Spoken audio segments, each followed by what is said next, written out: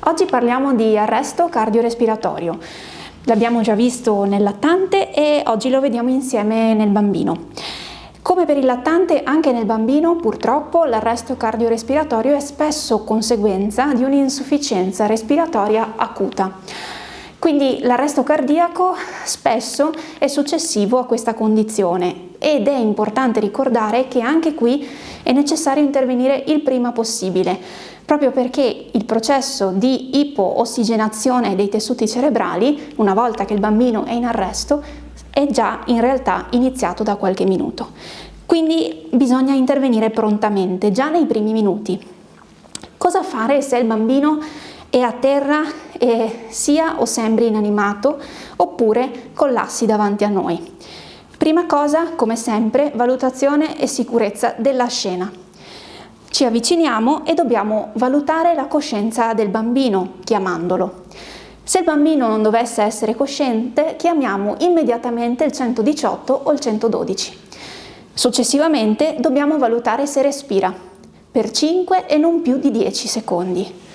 Se il bambino non respira, è necessario iniziare subito le manovre di rianimazione cardiopolmonare, che si compongono di 30 compressioni toraciche e 2 ventilazioni, con apposito dispositivo. È necessario poi, se possibile e se fatta opportuna formazione, utilizzare il defibrillatore. Vediamo insieme quindi come comportarsi. Ambiente sicuro. Ehi piccolo, mi senti? Aiuto, c'è qualcuno che può aiutarmi? Vediamo se respira. 1, 2, 3, 4, 5, 6, 7, 8, 9, 10. Non respira, è incosciente, dunque chiamiamo il 118. Io inizio le manovre di rianimazione cardiopolmonare.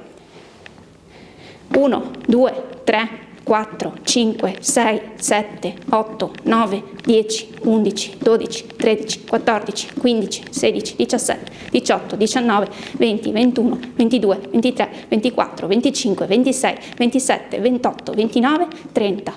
2 ventilazioni e si riprende.